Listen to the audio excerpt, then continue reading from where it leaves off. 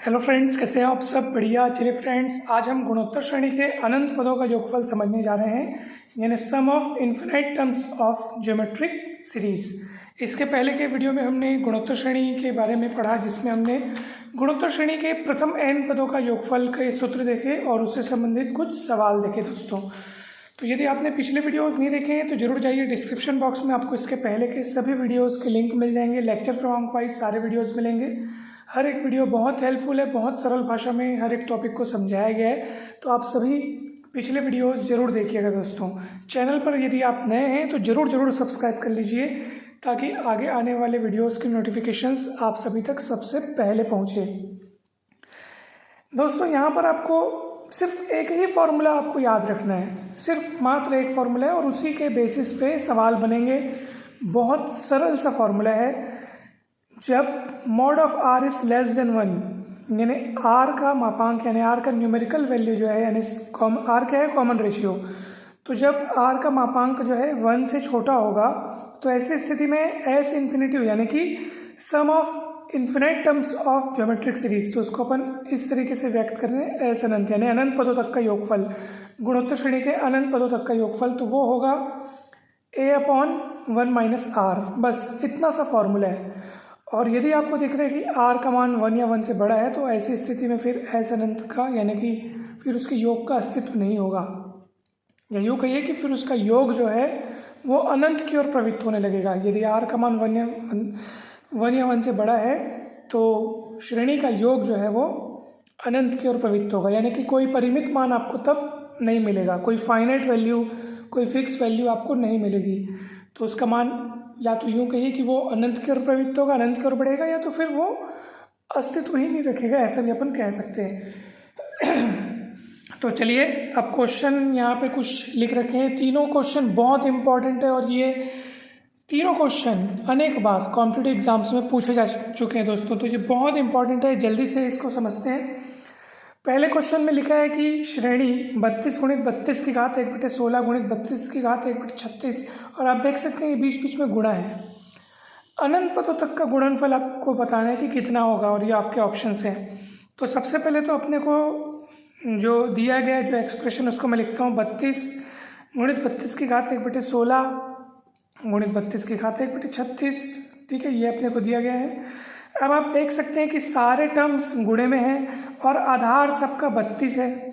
तो ऐसी स्थिति में 32 आधार एक बार लिखते हैं, और क्योंकि सारे पद गुणे में इसलिए घातें क्या हो जाएंगी, जुड़ जाएंगी। तो यहाँ एक घात है तो ये एक घात, फिर 1/16 घात, सॉरी 16 नहीं है, ये 6 है। एक मिनट मुझे चेक कर लेंगे। यस, 6 है ये, है ना, क्योंकि 6 का वर्ग 36 है ना, तो 6 के पैटर्न अभी चल रहे हैं। तो यहाँ थोड़ा सा करेक्शन करना होगा, ये मेरे से मिस्टेक हो गया। ठीक है, तो ये एक्चुअली 6 है, तो ये 1 + 1/6 फिर 1/36 और ये प्लस प्लस चलते जाएगा। ठीक है फ्रेंड्स, तो ये होगा 32। और गौर से देखो, ये 1/6 फिर ये क्या होगा, 36 कौन है, 6 का वर्ग है, तो 1/6 का वर्ग हो गया। ऑब्वियस सी बात है, इसके बाद पैटर्न आपको नजर आ गया दोस्तों, 1/6 का वर्ग 1/6 की घात 3 आएगा, ऐसे करके चलते जाएगा। ठीक है, तो चलिए अब आगे बढ़ते हैं। गौर से देखिए, इसकी घातों को देखो, इसकी घात में जो पूरा लिखा हुआ है ना, एक सीरीज बन रही है और ये ज्योमेट्रिक सीरीज है। आपको यकीन नहीं तो आप दूसरे पद को पहले पद से भाग दे के देख लो। 1/6 को 1 से भाग देंगे तो 1/6 आएगा, है ना। फिर 1/6 स्क्वायर को आप 1/6 से भाग के देखोगे, 1/6 कटेगा, आपको मतलब 1/6 मिलेगा। ठीक है फ्रेंड्स, मतलब कि साफ साफ पता चल रहा है कि ये ज्योमेट्रिक सीरीज है, वो भी कैसी वाली, इन्फिनाइट वाली, अनंत पदों तक की गुणोत्तर श्रेणी है, जिसका प्रथम पद 1 है और सर्वानुपात अभी अपन ने चेक कर लिया 1/6 है। तो कौन सा फॉर्मूला लगेगा बताइए, यही वाला फॉर्मूला लगेगा a/1 - r, क्योंकि देखो r का जो मान आया है, ऑब्वियस सी बात है, आप 1/6 आपको दिख रहा है जो कि 1 से छोटा है ना, 1 से क्या है, ये छोटा है। तो सीधी सी बात है, जब r का मैग्नीट्यूड 1 से छोटा हो, ऐसी स्थिति में अनंत पदों तक के योगफल का सूत्र है a/1 - r। a क्या है, प्रथम पद। तो आप देख लो, इस श्रेणी में प्रथम पद है 1, तो ये a यानी प्रथम पद 1/1 - r। r कौन है, 1/6, जो कि सर्वानुपात है। तो ये हो जाएगा 32 अब 6 कम 6 माइनस 1 5/6 ऊपर जाके हो जाएगा 6/5। ठीक है फ्रेंड्स, चलिए आगे बढ़ते हैं। इसको सॉल्व करने पर आया 6/5। 32 मतलब होता है 2 की घात 5 और 2 की घात 5 पूरे की घात 6/5। तो घात ऊपर घात, तो घात का आपस में गुणा, तो 5 × 6/5, 5 5 कटेगा तो 2 की घात 6 और जिसका मतलब होता है 64। तो ऑप्शन सी इज करेक्ट। ठीक है फ्रेंड्स, कहीं कोई कठिनाई हो ही नहीं सकती, बहुत सिंपल है। सारे टर्म्स गुणे में है और सारे का आधार कॉमन है 32 32 32, तो उसको मैं एक बार लिखा।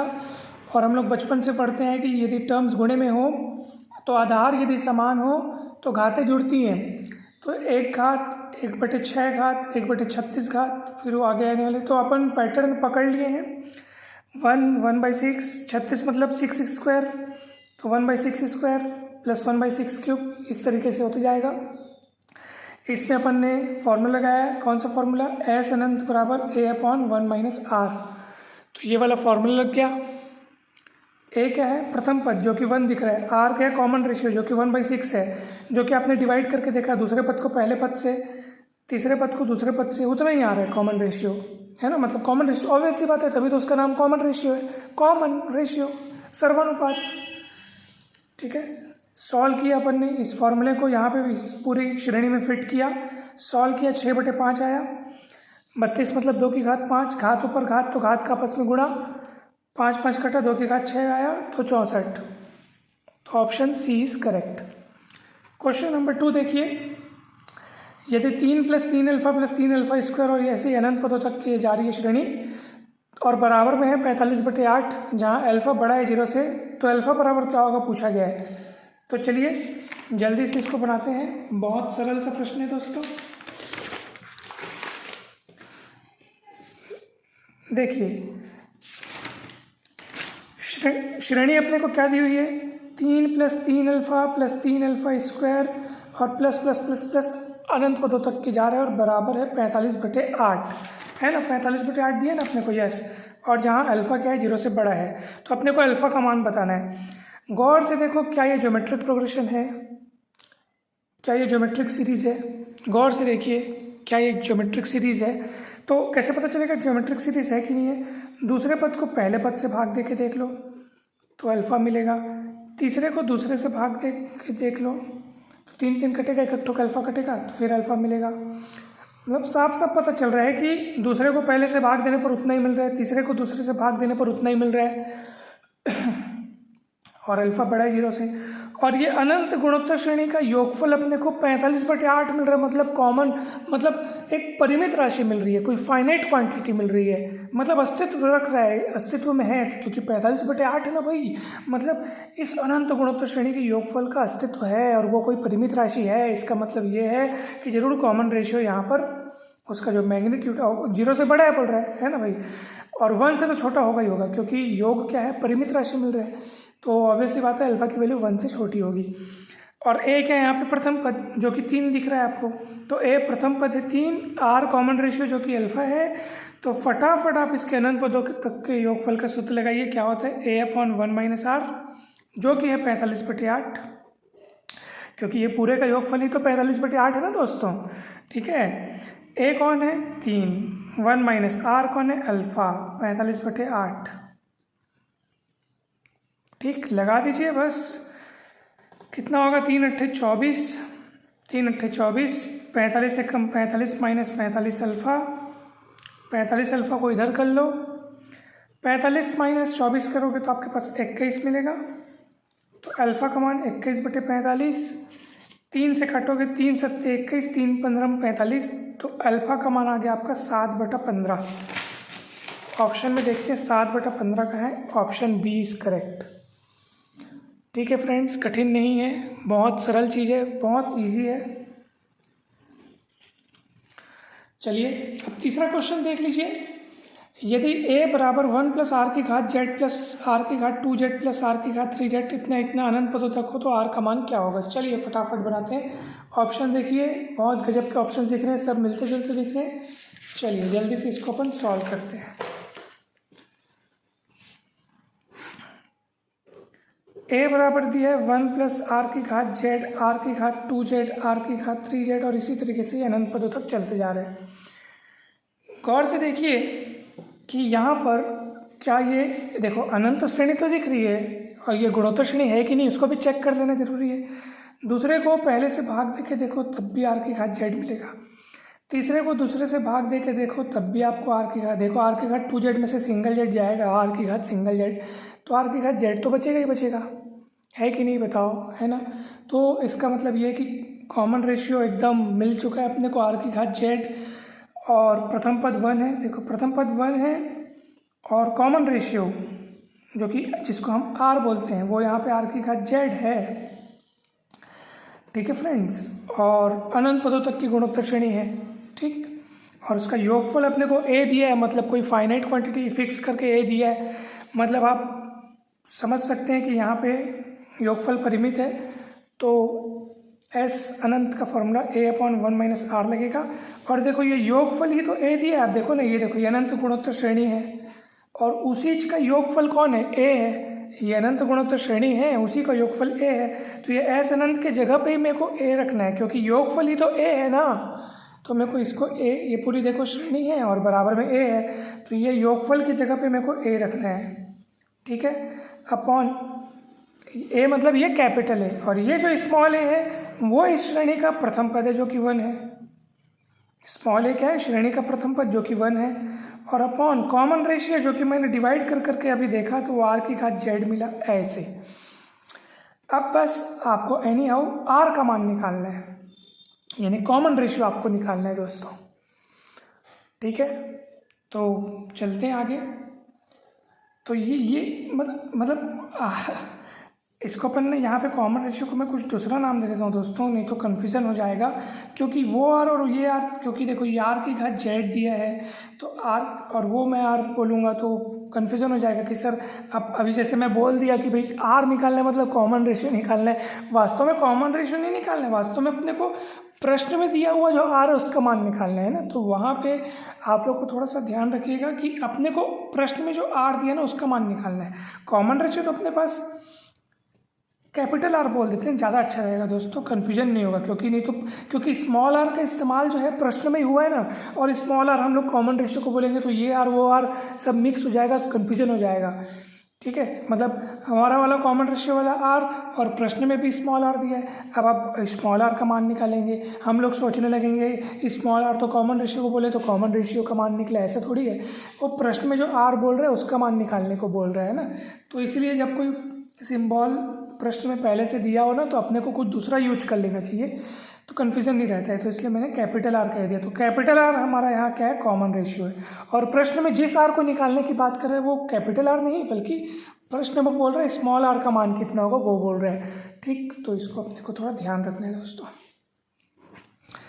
चलिए तो अब देखो इसको तिर्यक गुणा करेंगे तो क्या होगा दोस्तों बताइए, ये देखो ए से गुणा हो जाएगा तो ये ए कम ए माइनस ए आर जेड और बराबर हो जाएगा 1, ठीक है फ्रेंड्स। तो अब आप देखेंगे कि ए आर जेड को मैं उधर भेज देता हूँ, 1 को इधर भेज देता हूँ, तो ये ए हो गया और 1 इधर आएंगे बेचारा ए माइनस 1, उधर आ जाएगा ए आर जेड, और उसके बाद इस ए को मैं नीचे पलटा देता हूँ, चलो इसको मिटा करके मैं नीचे लिख देता हूँ, ये देखो ऐसे, ठीक है। क्या हुआ कैसे हुआ समझ में आ रहा है, पहले ये पूरा तिर्यक गुणा के उधर गया तो ए से गुणा होगा तो देखो ए कम ए, और ए इससे गुणा होगा आर की घात जेड से तो ए आर की घात जेड, और इधर 1 बचा है बेचारा। फिर मैं ए आर की घात जेड को, ये जो कि माइनस है इधर, उसको मैं उधर भेजा तो प्लस में चला गया था, और 1 जो है वो इधर आ गया तो a माइनस 1 हुआ, और वो जो ए आर की घात जेड गया था उसमें से a को मैं पलटा के नीचे ला लिया।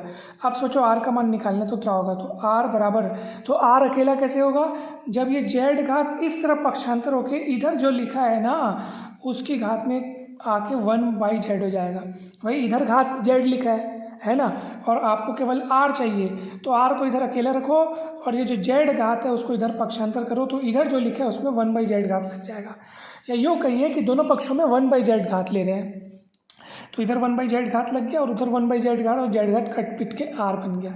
तो ऐसे होता है ना दोस्तों, जैसे अपन दोनों पक्षों में वर्गमूल करते हैं तो उधर का वर्ग हट जाता है जिस तरफ लगा रहता है, उसी टाइप का है। तो दोनों पक्षों में आपने 1/z घात ले लिया तो ये r का मान निकल गया। कितना है r का मान? a-1/a पूरे की घात में 1/z। इधर का z घात कूद करके इधर आ गया और 1/z घात लग गया। कितना सिंपल तरीका है समझने का। तो r बराबर a-1/a पूरे की घात में 1/z। ठीक है, तो देखते हैं ये ऑप्शन कहाँ दिया है। एक बार फिर से मैं देख लेता हूँ। a-1/a पूरे की घात में 1/z, a-1/a पूरे की घात में 1/z, option B is correct. ठीक है फ्रेंड्स, समझ में आ गया होगा। तीनों सवाल आपको समझ में आ गए होंगे, मुझे पूरी उम्मीद है। ठीक है, कहीं पर भी कोई भी डाउट हो तो ज़रूर पूछिएगा दोस्तों, और वीडियो अच्छा लगे तो लाइक ज़रूर करें दोस्तों, चैनल को सब्सक्राइब कर वीडियो को शेयर ज़रूर करें, कमेंट करके अवश्य बताएं कि ये वीडियो आपको कैसा लगा, और सारे दोस्तों के साथ शेयर जरूर करें दोस्तों। और इसके पहले के जितने भी टॉपिक्स हमने पढ़ लिए आप देख सकते हैं, लीनियर इनइक्वालिटीज से लेकर के परमुटेशन, कॉम्बिनेशन, फिर बाइनोमियल थ्योरम, उसके बाद अरिथमेटिक प्रोग्रेशन, अरिथमेटिक सीरीज़ और अभी जीपी। तो ये तमाम टॉपिक्स के वीडियोस आप ज़रूर देखिएगा प्लेलिस्ट में से जा करके। मैथ्स की संपूर्ण तैयारी है तो ये चैनल आपको बहुत काम आएगा, चाहे आप स्कूल में हो, कॉलेज में हो, बीएससी के किसी भी सेमेस्टर में हो, या आप किसी भी कॉम्पिटिटिव एग्ज़ाम में किसी भी कॉम्पिटिटिव एग्ज़ाम की तैयारी कर रहे हो, जैसे PSC, Vyapam, PGT, KVS, NVS, lecturer exam, शिक्षक भर्ती, जेई एग्ज़ाम। तो आपको मैथ्स के लिए ये संपूर्ण वीडियो सीरीज़ आपको चैनल पर ज़रूर मिलेगी, तो ज़रूर सब्सक्राइब करें। किसी भी कन्फ्यूज़न की स्थिति में कोई भी अगर आपको अगर डाउट हो तो आप बेझिझक बिंदास पूछ सकते हैं, और आप हमारे व्हाट्सएप ग्रुप में भी जुड़ सकते हैं। व्हाट्सएप ग्रुप का डिटेल आपको डिस्क्रिप्शन बॉक्स में मिल जाएगा। आप सभी को बहुत बहुत धन्यवाद दोस्तों। किसी भी टॉपिक का यदि आपको वीडियो न मिले, क्योंकि चैनल पर डेली अनेक सारे वीडियोस अपलोड होते रहते हैं विभिन्न कक्षाओं के, तो किसी भी टॉपिक का यदि आपको वीडियो न मिले तो आप बेझिझक हमें बता सकते हैं, तो आपको तुरंत उस वीडियो का लिंक आपको शेयर कर दिया जाएगा। तो दोस्तों आप सभी को बहुत बहुत धन्यवाद। जल्द ही मिलते हैं हम नेक्स्ट वीडियो में। एक मिनट, आपको एक छोटा सा होमवर्क दे देता हूँ, क्योंकि मुझे लगता है कि होमवर्क देना बहुत अच्छी बात है। इससे आप लोग प्रैक्टिस भी करते हैं, और मुझे बहुत अच्छा लगता है जब आप लोग उस होमवर्क का आंसर कमेंट करके बताते हैं दोस्तों। तो ज़रूर मैं आपके लिए एक होमवर्क प्रस्तुत करता हूँ दोस्तों। यहाँ पर एक श्रेणी आपको दिखाई दे रही है, आप आसानी से चेक कर सकते हैं कि ये गुणोत्तर श्रेणी है। बस यहाँ पे थोड़ा चेंजेस किया, प्लस माइनस करके दिख रहा है। घबराना नहीं है, आप जब कॉमन रेशियो निकालेंगे तो वो माइनस में आएगा, तो उससे कोई घबराना नहीं है। अनंत पदों तक का योगफल आपको ज्ञात करना है। आप कॉमन रेशियो चेक कर लीजिएगा, ठीक है। उसके बाद सूत्र में मान रख के जल्दी से इसका आंसर बताइए दोस्तों। आपके कमेंट्स का इंतज़ार रहेगा। आपके कमेंट्स आते हैं तो मुझे बड़ी खुशी होती है, और इस बात का पूरा यकीन हो जाता है कि आपने इस वीडियो को बड़े तन्मयता से लास्ट तक के देखा है, तो मुझे अच्छा लगता है बहुत। और जल्द ही मिलते हैं हम नेक्स्ट वीडियो में दोस्तों। आप सभी को बहुत बहुत धन्यवाद। Thank you so much.